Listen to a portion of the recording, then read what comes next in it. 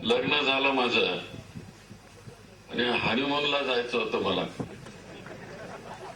ते बांद्र्याला Kherwadi police station म्हणून आहे, तिथं होतो. मला काय रजा मिळाली नाही. काल जसा मुख्यमंत्री वेडा मुख्यमंत्री बसलेला होता तिथं, तर त्यावेळेस मला सगळ्या ह्या लोकांच्या रजा कॅन्सल कराव्या लागल्या. तसं त्यावेळेस शिवसेनेची दंगल चालू होती 70च्या दरम्यान, आणि पोलीस खात्याने आमच्या डिपार्टमेंट, मी मुंबईमध्ये होतो, आमची रजा कॅन्सल केली.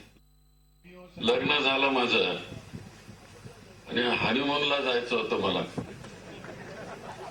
ते बांद्र्याला खेरवाडी पोलीस स्टेशन म्हणून आहे, तिथं होतो. मला काय रजा मिळाली नाही. काल जसा मुख्यमंत्री वेडा मुख्यमंत्री बसलेला होता तिथं,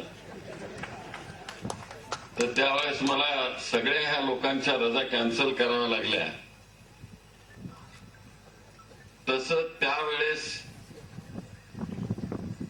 शिवसेनेची दंगल चालू होती 70च्या दरम्यान, आणि पोलीस खात्याने आमच्या डिपार्टमेंट, मी मुंबईमध्ये होतो, आमची रजा कॅन्सल केली.